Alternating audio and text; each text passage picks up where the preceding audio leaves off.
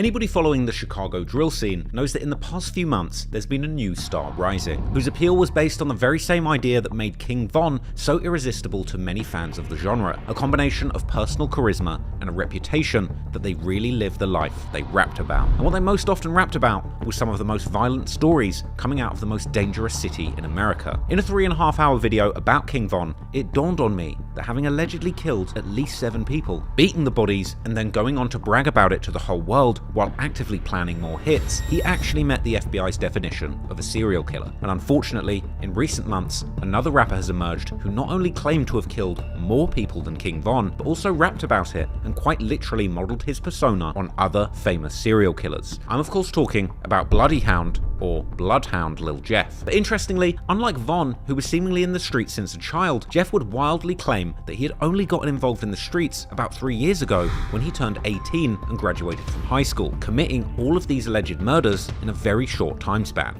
So around what age did you jump off the porch and start hanging out in the streets? I'm gonna say when I came outside for real, I was like 18 type shit. Okay. I just turned like 18. Jeff also became known for his equally wild antics that showed he was a complete loose cannon. For example, when he famously snorted crushed up pills during his DJU interview. Then there was the time he seemingly shot his gun towards someone during an Instagram live, as well as openly bragging about how he was robbing people for their designer watches. Hey, Lil Jeff, you should take this picture. I was about to have, oh, weeds. I got blood on them diamonds and I still wore it. This like it's part I of was my just say they tattoo. don't know if that's a tattoo or real. Nah, they ain't no.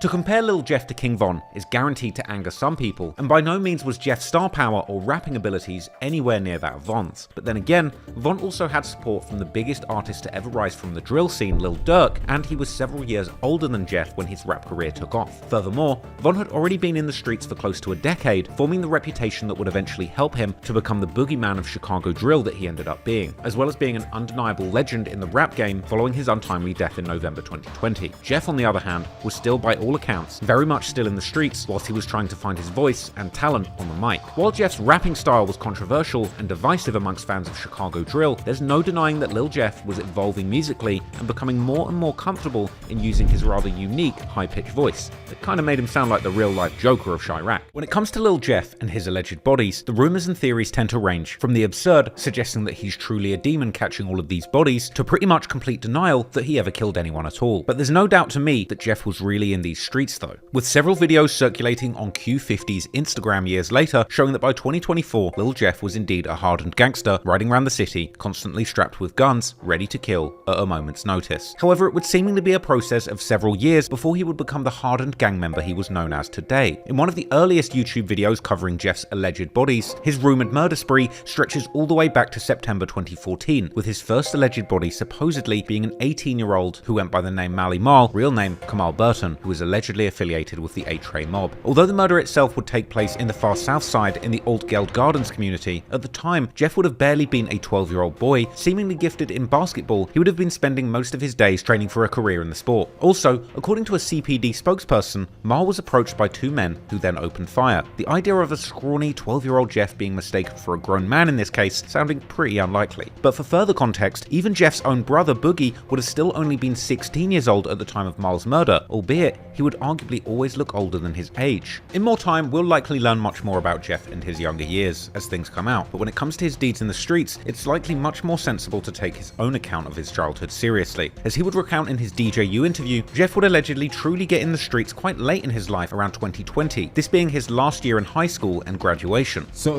around what age did you jump off the porch and start hanging out in the streets? I'm gonna say when I came outside for real, I was like 18 type. Okay. I just turned like 18. However, this certainly doesn't mean that Jeff's childhood was normal by any of broader society standards, as Jeff would also open up to DJU, saying that his father was not in his life growing up, as he too, quote-unquote, stood on business. This perhaps being a reference to Jeffrey Harris Sr.'s alleged time in the streets with the 068 C block. Let's say back then he wasn't around. So I was acting weird as shit. I was acting bogus. It was cool.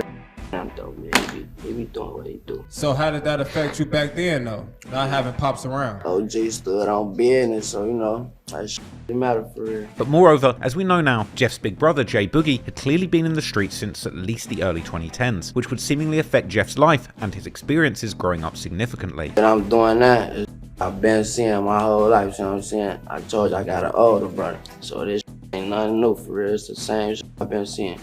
Everything I was doing, I done saw already. One of these significant moments in the young Jeff's life would of course be witnessing the murder of Kenny Mack. Whilst another incident that affected Jeff growing up was his family house getting shot up with one of the bullets, according to Jeff, whizzing by right next to his head. So can you tell us like who introduced you to the street life? My brother. Your older brother, right? Yeah. Okay. And how was he showing you the ropes? Let me tell you, my crib got shot up when I was like 14. I was some stupid ass. The bullet that flew like right past my face. They had shot the back and the front. Then they blew the car up and set that on fire. It was bust. I ain't gonna lie, it was going on. That almost hit me, though. See what I'm saying, though? Shit like that play a part. All type of just seeing that shit every day. I was seeing it every day, see what I'm saying? So like everything they was, I was seeing that shit all the time. Just like I'm doing right now.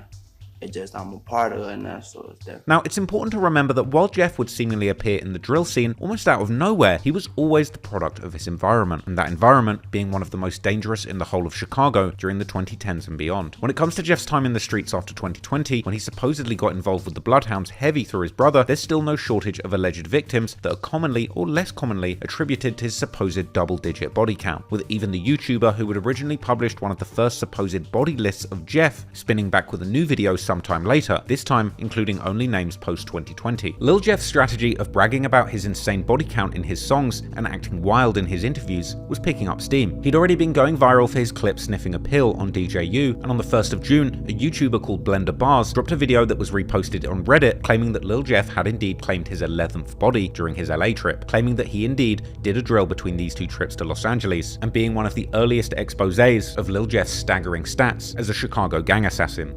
He claims to have 10 bodies at least, and we have lyrics to match up with 2 of the bodies that he proudly claims after the ops supposedly hit a lick for some of his watches. By June the 3rd, his music video for the track Should Have Saw It had 199,000 views, passing 200k the following day. Jeff was having the motion in music, and whilst this was only the beginning, he clearly had a lot of potential in the rap game. Unfortunately, however, as he often rapped himself, he was always more focused on the streets than the music, and only a few days later, he would end up on the wrong side of the sort of drills he usually was dishing out on the streets. On the 8th of June 2024, everything came crashing down for Lil Jeff and the Bloodhounds in dramatic fashion. After countless lyrics about jumping out of the car as soon as he sees his ops and shooting at them, the 8th of June was a day like no other, and in surveillance footage that was later leaked, we saw this was another day when Jeff, Q50, and another man indeed caught one of their ops, jumping out of the car outside of an address on South Rhodes Avenue, a street that Jeff and his friends had boastfully rapped about shooting up numerous times before. In the footage, if you look at the very top left of the frame, you can see a door of a car opening. This is Lil Jeff jumping out of the car, and he immediately begins shooting at a man wearing bright yellow shorts, who ducks behind a car and runs up a porch into a house, whilst being chased by Jeff, who continues shooting at him. He would then seemingly be chased by Jeff wearing a black Nike Tech hoodie and grey Nike Tech joggers and pointing a gun, with Jeff doing something that he had indeed rapped about doing numerous times, chasing an op into their own home. But at this point, Lil Jeff got something he didn't bargain for, as someone inside the house would begin to open fire on Jeff, neutralizing him before he even made it up the steps, sending him flying back onto the ground at the bottom of the porch. And here on the ground, Jeff was reportedly shot numerous times, with the implication being that his shooters emptied a whole magazine into him from atop the porch. Then we would see another angle from a different camera which recorded the sounds of the shots being fired into Jeff, as well as showing Q50 and another shooter, as well as the driver on the hit behind Jeff, walking to the porch and returning fire, with Q50 seemingly shooting at a passing car for some reason, likely in this moment earning himself an attempted murder charge. Some have suggested that the original target that Jeff had chased was talking to the person driving in the car that Q50 was shooting at as it drove past. Meanwhile, once the driver of the getaway car notices that Jeff has actually been killed on the ground, getting out to look, before all the men realize that it's too late to save Jeff, running back to the car, getting in and fleeing the scene without Jeff, as shots continue to hit Jeff laying on the ground. Interestingly, another camera angle would later surface, showing that when Q50 initially ran towards the porch, he slipped over and fell as he tried to let off shots, injuring his ankle, with Q50 being seen with a limp as he ran back to the car. And while Jeff was laying on the ground, he would reportedly be hit 19 times, and an insane total of 58 shell casings would ultimately be found at the scene of the shootout. And after it all went down, reports of the shooting would begin to circulate on Twitter, and police scanner audio would describe a chaotic scene. A later video by YouTuber Loyalty and Betrayal would actually do a full breakdown of the scanner audio.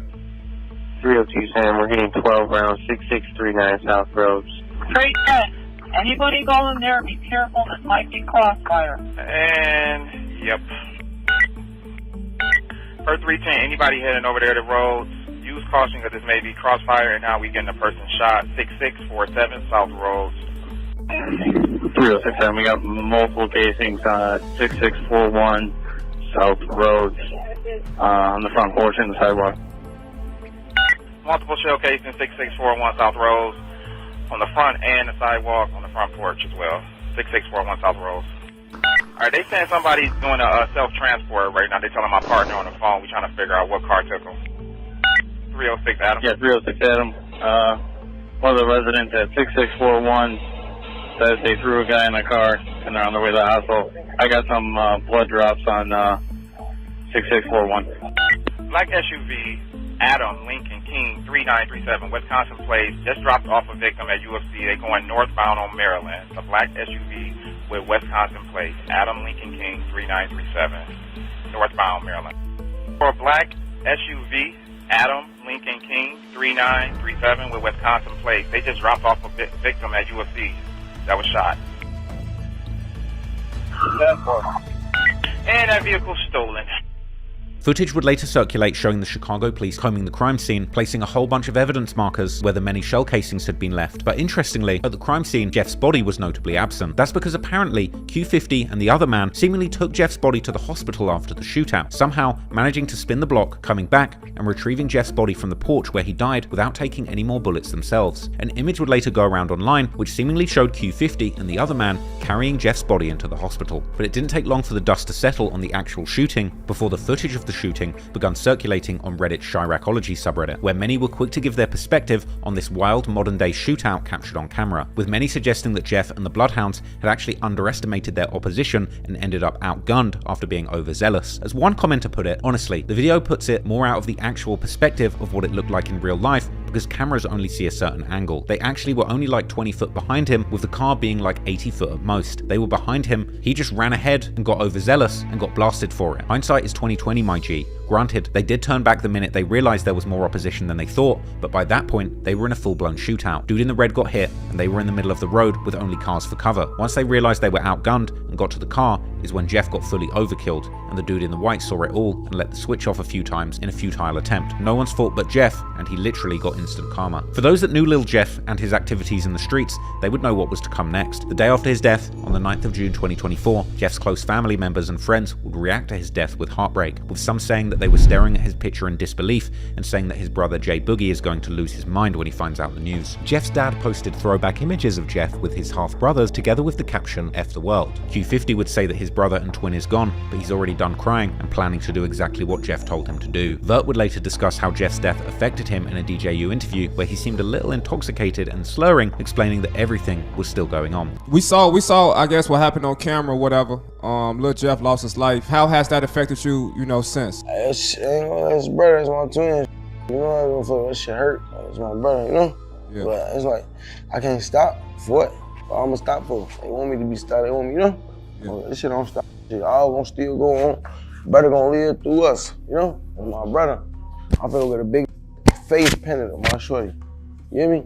So I'm on right there. At some point, a vigil and balloon release was held in Jeff's honor, and a day later, on the 10th of June, a Bloodhound member would say that all the ops saluted Jeff for the work he put in on the streets and hinted towards revenge coming soon. And Jeff's dad would even respond on Facebook with an eerie post, saying, "Let it be known, y'all didn't get him, he came trying to get y'all, and what happened happened. But the saga continues, clear the streets." With some in the comments in disbelief that a father would be talking about his son like he was one of his homies in the gang, branding Jeff's father a goofy who actually failed his child. But Jeff's dad wasn't the only person with a connection to Jeff acting tough online. On the 18th of June 2024, a Bloodhound member says that they are the reason that the ops merch it on their friends. Then, on the 22nd of June 2024, Lil Jeff's funeral would take place, and images would circulate on social media showing the flower arrangements in the funeral program, as well as pictures of Jeff in his casket going around online, whilst others shared supposed buttons giving out which called Jeff the Reaper. His girlfriend would seemingly drop the Y in front of his flower arrangement, and a moving tribute would be passed around from the service, which would tell all the details of his life, apart from the most salacious ones.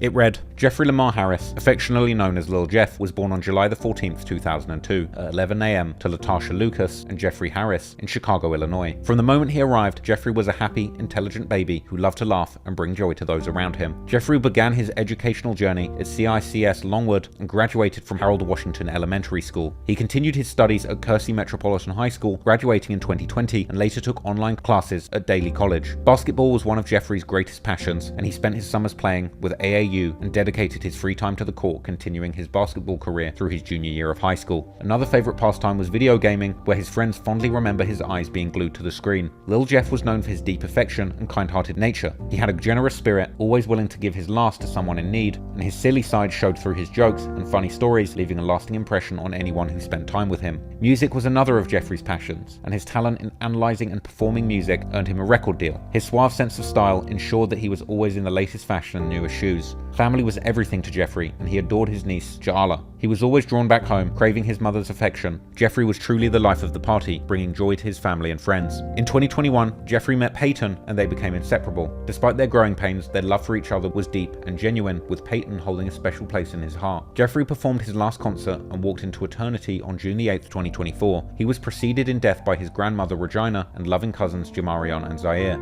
And Jeffrey leaves behind to cherish his memory, his mother Letitia, and his father Jeffrey Sr., his grandmother Sherry, his aunts Tequila, Nikia, Tisha, Alicia, Deneen, his uncle Brandon, his brothers John, Jakari, Tradari, his nieces Aubrey and Jaya, and his girlfriend Peyton, and a host of family, friends, and loved ones. Thank you for attending his last concert. Long live Lil Jeff. But the funeral wouldn't be without drama, however. Apparently, a fight would break out between some women who had been attending the service, with clips circulating online amid rumors that Jeff's girlfriend and his side chick had been involved in an altercation. Whilst Jeff had been laid to rest, the beef was far from over, and disrespect would still fly from surviving members. Vert apparently made a mural for Jeff, with 8-Tray Mob members recording themselves destroying it, followed by reports that 2 men from 8-Tray Mob were shot in retaliation within 3 hours. But despite Lil Jeff no longer being a threat on the streets, his music would continue bringing his murderous energy to the streets of Chicago, even after life. Just days after his funeral, Lil Jeff's first and only full-length album would be released posthumously, and the project would be released under the label Grade A Productions, started by infamous former Chicago street rapper Lil Bibby, the same label responsible for releasing much of Juice WRLD's brilliant catalogue. Now I know some people are going to hate me for saying this, but I feel that this album, Steppin' in Blood, is one of the greatest Chicago drill albums or projects ever produced, and it's not just because of the demonic and violent content, but Lil Jeff's whole flow and delivery throughout this project, combined with the very unique Chicago drill beats that are reminiscent of the golden era of the genre, makes Steppin' in Blood an incredible time capsule that both reaches back into the past of the early days when Chicago drill music was sonically completely original and not watered down or manufactured, as well as the lyrical content maintaining on the cutting edge of the modern era of drill and street rappers, obsessed with ultra violence and committing murder just so that they can rap about it. It's like something out of A Clockwork Orange, but it's set in Chicago and now. The project is hyper aggressive from its very first track, which is interestingly a studio remastered remix of Lil Jeff's classic song, Ah, improving the audio quality as well as adding a verse from former No Limit street brother of Lil Bibby's and Chicago drill legend in his own right, G Herbo. But after Herbo's track ends, the first new song off the tape is the booming track Spot News, named after Chicago's infamous Twitter account that tweets police scanner info reporting the shootings in the city literally as they just happened, something that Lil Jeff seemed to trigger numerous times. The beat for Spot News is booming and reminiscent of the early days of Chicago drill when it was melodically heavily influenced by Atlanta trap. The mixing and mastering is on point and the drums shake the room before Jeff jumps on the track with his lazy flow, perfectly complementing the beat with back-to-back bars describing his lifestyle of being a killer in the streets with an effortless but impactful delivery. You can almost smell the pills on his breath. And the way Jeff raps about violence in this song make it seem like it's completely casual and he's fully unbothered, which perfectly captures his personality in the streets. Killing and rapping about it was just a normal day at the office to Lil Jeff at this point in his life. He raps about seeing ops, immediately pulling down his mask and jumping out the car, something we saw him literally do on the day he died, and rapping about putting people's faces on the news and the shootings he was responsible for being posted on Spot News. He seemingly refers to having got revenge for Z-Money's death and saying the get back isn't a big deal, and he's got bars about stealing the very same watches that he wore in his early music videos. He would appear to refer to the murders of Monty and Lil Rob numerous times on the song, rapping that he does things twice, and rapping how 2 people died on one hit. Jeff's laid-back delivery sees him float through the track with finesse, and if you weren't paying attention, you might not realize that every single bar is painting a vivid and violent picture of his life as a demon in the streets of Chicago. The next song on the tape, Lost My Gun, takes on a completely different vibe sonically, as this beat has a much more ambient and creepy melody that makes you feel like you're creeping up in the dark to surprise your op from behind rather than jumping out of the car blasting them in the face. Jeff starts the track with a hook that's just as haunting, rapping, "Damn, I don't think you know how it feels, jumping out with the chopper like you with the Navy SEALs, waking up early morning like it's time to go kill." We know that Jeff was really doing these things, and it's true. I really don't know what it feels like to live that life, but over the course of the song, Jeff proceeds to tell the listener exactly how it really feels to live the demonic gangbanging lifestyle that he's got himself wrapped up in, painting a vivid picture in excruciating detail of what it actually feels like to be in Lil Jeff's shoes. He raps about jumping out on the ops, popping them like pills, and we knew he was really doing both of those things. And he would go on to give an interesting insight into the dilemma he was facing before his death as his music career was taking off, mentioning how he was being offered record deals and explaining that people keep telling him to rap, but because of his pride, he wants to continue drilling and killing people in the streets. Any labels been reaching out to you for any offers? What you telling them? How much they got to come for Lil Jeff?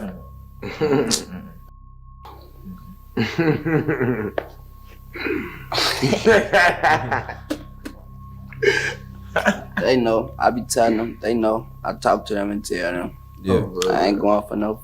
Just know that. Word. They talk to me though. They know. They know what I be telling them.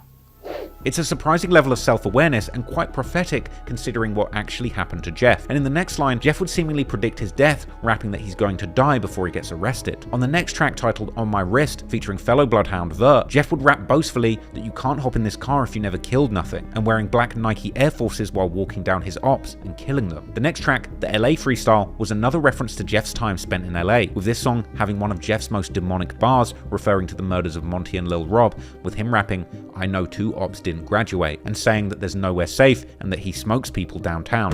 On the song, he would also rap about getting watches for free and claiming to have stolen a total of 5 watches and 3 chains in his robbing career. He would also make reference to killing people in Milwaukee, giving some more proof to the rumor that he was carrying out contract killings in another state, as well as explaining the exact circumstances of his death, rapping, "He ain't shooting out of cars, he's chasing people on foot." The next track would be a song teased previously, but now updated with a very interesting title, the song In Your Home. Interestingly, this beat harks all the way back to pre-Chicago drill and the genre's original influences from Atlanta trap music, as the beat itself is just a slightly altered version of the original beat that Atlanta trap legend Young Jeezy used on his iconic trap Trap or Die. But Jeff's modern day flow and subject matter regarding the Chicago streets in 2024 seems to completely breathe new life into this old beat, making for a song that still sounds modern despite actually being on a beat that was made in 2005. Like if you listen to a snippet of both songs back to back, the flow is so different it sounds like a whole new song. Once again, this is a song that seemingly describes the exact circumstances of Jeff's death. Jeff opens the track rapping, "Pulling up, hopping out while the car's still in drive,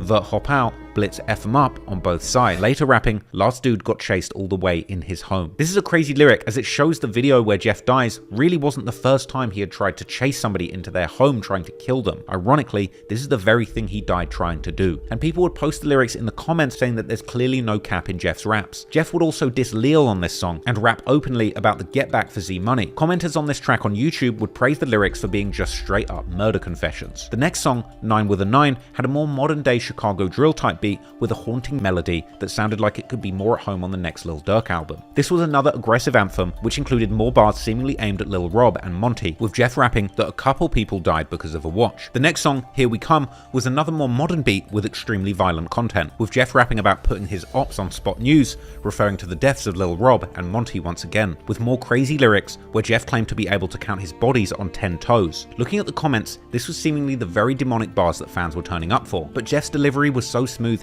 if you weren't paying attention you might not realize that he was rapping about having actually killed 10 people. On the next song titled Threat, Jeff opens the song with the same insane boast, rapping, "In my city I'm a threat, bitch I'm really up 10 hats." with comments laughing at just how crazy it is to start a song with this wild lyric saying you killed 10 people, and he follows it up by saying he has so many hats or kills that he should be sponsored by the hat brand Mitchell & Ness. Another crazy lyric would see Jeff rapping about killing someone and the video of them dying, saying that he watched it and knew it was him by his hat, and going on to rap back-to-back demonic bars, repeating his claim from the opening track that he had his ops screaming, going on to say, like, check the news, that dude dead, we really putting stuff to bed, and rapping, dropped his pictures on the net, his peoples had to see him dead. These were shocking and brutal lyrics, but they were truly the facts of the demonic life that Jeff was living, and ironically, he ended up on both sides of the gun. As some in the comments would explain, this song ironically saw Jeff describing his own death without even realizing it. Jeff probably didn't realize it, but his most demonic lyrics had an insane level of dramatic irony as he personally lived the life he rapped about and ended up falling victim to it in the very same way. Some people called this the best song on the album. Another person left an interesting comment praising Jeff's content, saying, bro made some real posthumous music, especially considering the circumstance. It's the same story and the guy screwed up letting him front head of a drill. He should have stayed out of Chicago. Bro would have been big. The music just hits different knowing who dude really was. This stuff's the definition of hard. Let's be honest, dude was really what Tupac rapped about and pretended to be, while others praised the production of the song. But the next track, Bill Russell, had even more lyrics that saw Jeff describing how he lived and ironically how he died at the same time. Rapping if somebody runs up on them, he's going to hit them in the face. And again, describing his own death without realizing it in the next bar, rapping, don't run because we chasing dudes. He would brag about having 10 kills again, and the penultimate track, Should Have Saw It, is probably my favorite song on the album apart from The beat is a booming, high-energy instrumental that transcends Chicago drill and would actually be a club banger if the lyrics weren't so damn violent. And in the bars, Jeff goes back-to-back with aggressive lyrics and a relentless flow, delivering line after line about his real life as a killer in Chicago, with interesting details we hadn't heard before, like one bar where he claimed his mother saw him shooting a Draco outside of his home, and more bars that seem to describe his death, chasing somebody but not being able to make it far. Other bars mocked his ops for clumsily slipping over on drills, which is ironically exactly what his friend Q50 did in the footage of the shooting where Jeff lost his life. And a bar that's so eerily similar to how Jeff died, it feels like he wrote it from after death, rapping, I would have ran inside his home if my gun ain't click. This song was hard as nails, and setting aside the fact that ironically, all the things Jeff said he did to his ops actually ended up happening to him on camera, he really painted a vivid picture of being a hopeless shooter in the streets of Chicago, dishing out pain and living a life that can sadly only end one way. There was one particularly insightful comment on this track saying, damn Lil Jeff, I've seen this story play out so many times. I'm only 24 in Cali. Dude had a great energy about him. The laugh, charisma, and ability to comprehend certain things. Clearly his street cred preceded him. He didn't need to frontline anymore, but I believe his soul was in a lot of resistance to anything good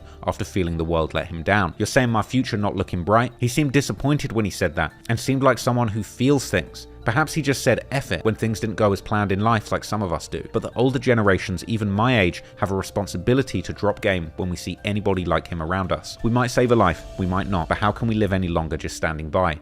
At least you can say you tried. Stay prayed up, y'all. The final track on the Stepping in Blood tape was the aptly titled song Draco Afterlife. Now this is probably my least favorite song on the tape because it came with a very minimalist beat that's quite hard to listen to, but that's perhaps the point, as others have described this song as their favorite of the album. The track has a very harsh and disjointed feel that almost makes you feel like you're actually on a drill that's gone wrong. Now maybe I'm reading too much into it. This last song on the tape seems to really give the listener a feeling of peril when a drill goes left. From the opening bar, Jeff describes catching an op and sitting them down on the floor so they can't get up no more, and ops thinking that they're tall and getting knocked down, as well as shooting ops when they go out of bounds, and saying that his ops can't catch him lacking, as well as saying that he hops out blowing and he makes his ops duck, that every time he sees an op, he jumps out shooting. And one eerie bar seems to describe how things went left for Jeff on that day. As he raps, he'll turn your smile right into a frown, and ending the song with the haunting bar, I hate my ops so effing bad, I'ma try and kill their in the next life after, and speaking on the outro, saying that he'll still be shooting his Draco in the afterlife. Now this is where the YouTube version of the song ends, but on the Spotify version, the track continues to run with the beat just looping for another 2 minutes without Jeff rapping again. Now I'm not sure if this is a mistake or intentional, but to me, it really works, and this haunting beat looping with silence from Jeff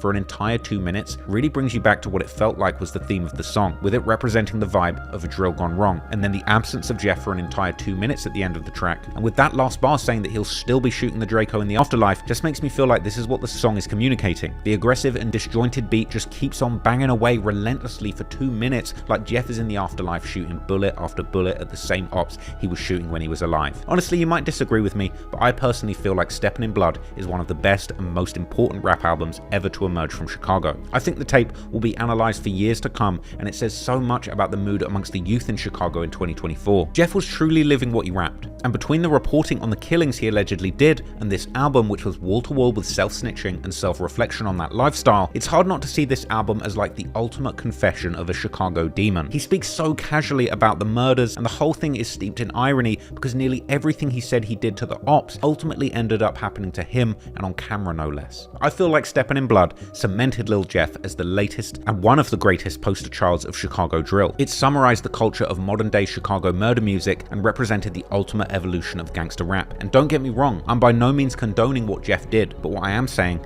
is that he laid it out for the whole world to see and communicated a 1 in a million life of extreme violence with surprising eloquence. Therefore, it's no surprise then that since its release, Lil Jeff has become the latest deity on social media representing that Chicago drill culture. Perhaps one of the most interesting things to happen after Lil Jeff died wasn't necessarily in the streets, but actually was on the internet, specifically on Reddit, where most of the rabid fans of Chicago drill treat the gang wars like they're professional sports. Jeff's death and the rumors of him possibly having been a more prolific killer than King Von with 10 or 11 bodies to his name quickly made Lil Jeff a darling amongst the Chiracology community, the original and by far the biggest and most buzzing Reddit community covering the Chicago gang wars and drill community. People would claim that Chiracology had finally found a new King Von in Lil Jeff, as comments would say the sub was now in shambles after the death of their #1 draft pick prospect in the 2024 gang wars, and that people had only got interested in him now that he was no longer here. One post would pop up 4 days after Lil Jeff's death with a montage of his happy moments and a caption reading, "I literally have no idea why Lil Jeff's death hit so hard. Like, I can't even explain it. Dude's personality was just top tier. I wanted this dude to just make it and leave the BS alone. Looking at his parents, he didn't even have a chance at life from the start. RIP Jeff Hardy, Jeff Dahmer." After that, speculation would begin as a rumor spread from Street News TV saying that Jeff was actually wanted for the double murder when he lost his life, and posts praising Jeff saying a desire to avenge him could pull someone out of a coma would go viral in Chiracology too. However, despite Jeff becoming a huge topic for debate in the Chiracology subreddit, for some,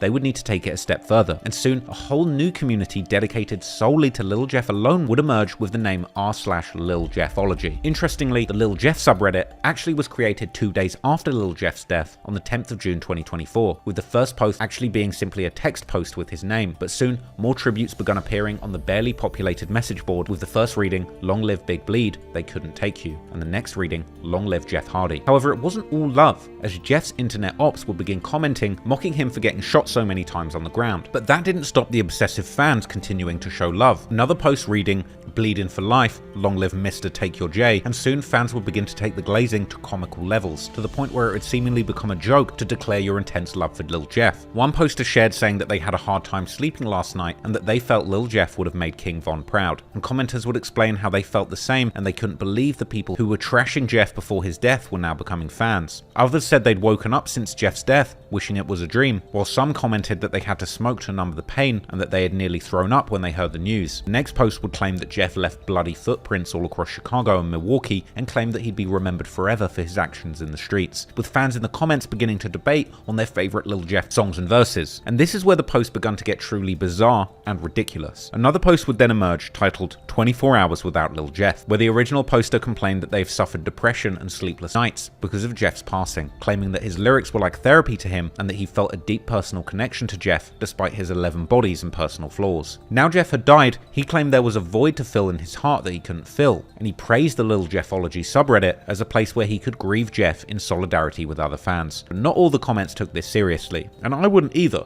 but many others praised the sentiment and made comments bigging up Jeff for his violent crimes and paying homage to his hat emojis representing kills. Others would comment absurd nicknames for Jeff, saying things like "Long live Mr. Too Slimy, aka Big Bleed, aka Jeff Hardy, aka Mr. I woulda ran inside his home if my gun ain't click, aka Hefe," with his haters even clapping back in the comments to those and mocking Jeff for how he went out, saying aka Mr. I got my S pushed back and lit up 15 times because I thought they stopped making guns when they made mine. Others made more sensible comments that seemed to have truly taken the pulse of the drill community at the time, with one person saying the replies to this weird comment are even weirder. You followed Lil Jeff because of his bodies. Standing a crackhead serial killer ain't it, fam. You're disciples of death, and you need Jesus. Lil Death will be forgotten by next month. However, Lil Jeff was not forgotten next month, and every day that went by, his legend would only get bigger. People referred to Lil Jeff as J-Roy in honor of King Von's nickname V-Roy that he got from his best friend and prolific O-Block shooter, T-Roy. People posted Jeff's lyrics saying V-Roy would have been proud of J-Roy, aka Jeffrey Dahmer. People vowed to snort perks in Jeff's honor. Some said they were so devastated by the loss of Jeff, they were ready to pass on themselves, and claiming that they had even dreamed of Jeff drilling them. Some compared Jeff to Michael Jackson and Tupac Shakur, marking the milestone of it being exactly 1 week since Jeff lost his life. And another saying things haven't gotten easier after a whole week, asking other Lil Jeffologists on grieving tips, and claiming that every day it was getting harder, not easier, to live without Jeff. By day 12, people were saying that they were saying bring back King Jeff in the mirror 3 times, but nothing was working. Joking aside, some people were truly devastated by the loss of Jeff, while others were simply curious as to exactly who was responsible. Funnily enough, in the days and weeks that followed Jeff's death, these rabid internet communities would not only get to work cracking the case and identifying Jeff's shooter, but also splitting into 2 factions, with Redditors picking sides and going to war with one another about who was really in the right in the situation that claimed Jeff's life.